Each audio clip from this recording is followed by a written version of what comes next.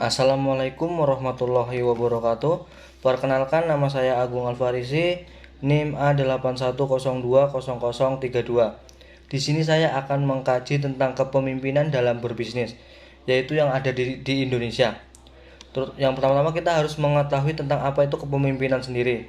Kepemimpinan atau leadership adalah kemampuan seseorang untuk mempengaruhi orang-orang lain agar bekerja sama sesuai rencana demi tercapainya suatu tujuan yang telah ditetapkan sebelumnya.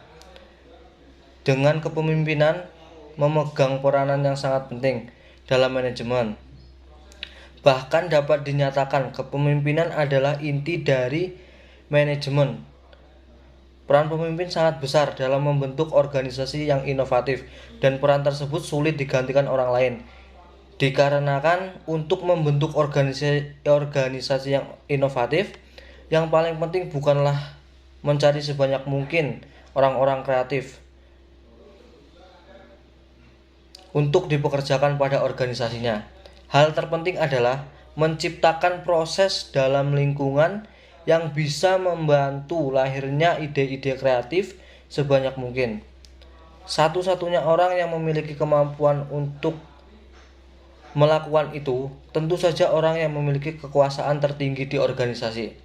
Setiap orang yang mampu yang mau menjadi pemimpin mestinya memahami bagaimana cara memobilisasi orang lain agar mau mengerjakan hal-hal luar biasa dalam organisasi yang dipimpinnya.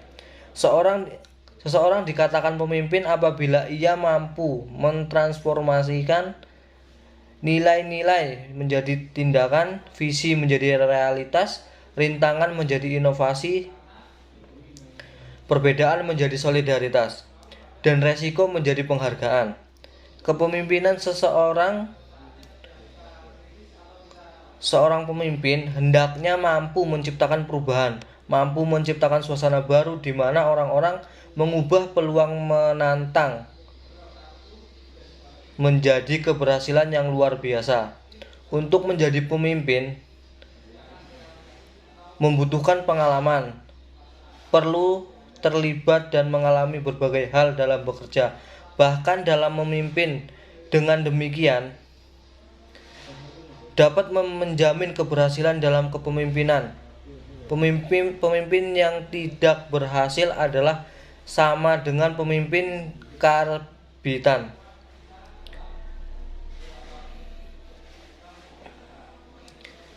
yang dipaksakan atau memaksa diri menjadi pemimpin dalam menghadapi tantangan bisnis. Diperlukan adanya pemimpin profesional dan berjiwa pemimpin diharapkan dapat bersaing dengan perusahaan lainnya.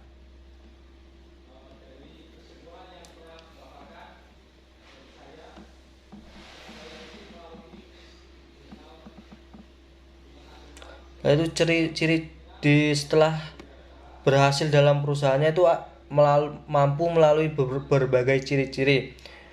Ciri-ciri pemimpin yang efektif yaitu seorang pemimpin harus memiliki kecerdasan, mampu menemukan suatu kecenderungan umum, menunjukkan bahwa pemimpin lebih cerdas dari pengikutnya. Salah satu penentuan yang penting adalah bahwa perbedaan kecerdasan yang mencolok antara pemimpin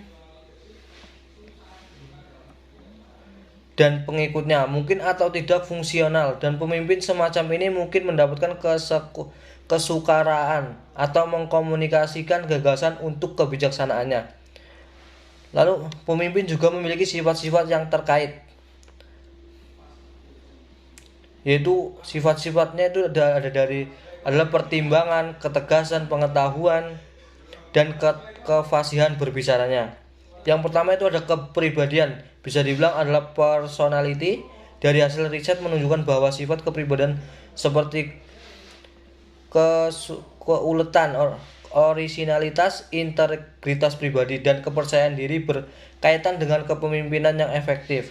Sifat-sifat yang terkait adalah kemampuan adaptasi, kewaspadaan, kreativitas, integritas pribadi, percaya diri, keseimbangan, dan pengendalian emosional, serta mandiri. Lalu harus memiliki karakter. Karakter fisik yang pertama, studi tentang hubungan antara kepemimpinan yang efektif dengan karakteristik fisik seperti umur, berat badan, tinggi badan, dan penampilan mengungkapkan hasil yang bertentangan. Lalu ada lagi kriteria keefektifan seorang pemimpin. Yang pertama itu produktivitas per jam kerja atau ukuran lainnya yang serupa dari keberhasilan organisasi. Lalu kepuasan kerja itu bagi para anggotanya dalam suatu organisasi. Lalu tingkat pengaitan karyawan, keabsenan dan tingkat kekeluhan. Lalu ada biaya, ada barang sisa yang terbuang, motivasi karyawan dan pimpinan. Seorang pemimpin harus memiliki gaya. Bila dilihat dari gaya pemimpin, dari hasil penelitian melalui wawancara dengan para pemimpin dan terdapat dua gaya.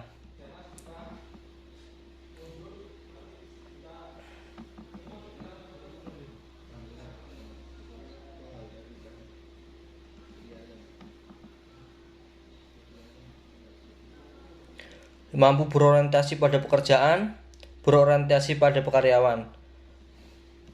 Lalu ada kepemimpinan masa lalu dan masa sekarang.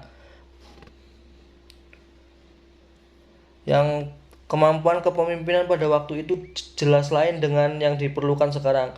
Dulu para pemimpin adalah seorang pendiri, entrepreneur, dan manajer pertama perusahaan bisnis mereka yang dibangun atas dasar relasi atau pihak pemerintah.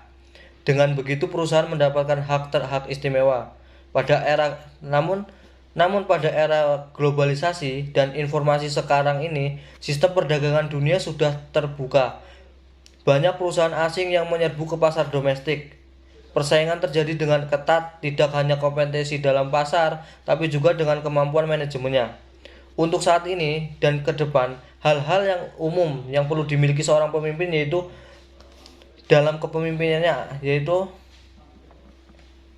seorang pemimpin adalah yang dapat melihat manfaat peluang di tengah perubahan parameter yang terus-menerus. Lalu pemimpin harus tahu bagaimana membangun hubungan yang kokoh dengan cepat, membantu orang berhenti dan pekerjaan dengan terhormat. Lalu pemimpin harus tahu bagaimana mengemudikan hubungan dengan mitra bisnisnya. Karena seorang pemimpin bertugas menggerakkan orang-orang yang dipimpinnya, maka sudah barang tentu ia harus memiliki sifat-sifat yang lebih dari orang-orang yang dipimpinnya. Banyak sifat-sifat ideal yang dituntut.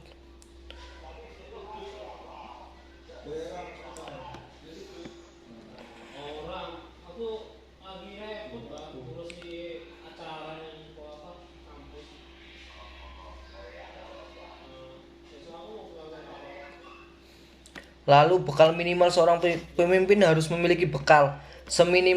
Minimal seorang pemimpin yang harus dimiliki adalah memiliki karisma. Menjadi pemimpin itu tidak mudah dan tidak semudah yang dibayangkan. Ia harus siap secara intelektual dan moral, karena ia akan menjadi figur yang diharapkan banyak orang. Bahkan perilakunya harus menjadi teladan, patut diteladani. Seorang pemimpin adalah seorang yang mempunyai kemampuan di atas kemampuan rata-rata bawahannya. Karakteristik pemimpin yang punya karisma yaitu bisa dibilang memiliki perilaku terpuji, jujur, dan dapat dipercaya. Mampu memegang komitmen dan konsisten dengan ucapannya. Memiliki moral agama yang cukup. Lalu yang kedua, memiliki keberanian. Karena seorang pemimpin minimal itu keberanian berbicara, mengemukakan pendapat, beradu argumentasi, dan berani membela kebenaran. Lalu memiliki kemampuan mempengaruhi orang lain. Di sini mempengaruhi orang lain itu mampu membuat seseorang itu menjadi percaya, mampu menjadi mediator, mampu menjadi motivator. Mediator yaitu seseorang mampu bertindak adil dan berpikir objektif. Menjadi motivator, mampu memotivasi, mengajak, menggerakkan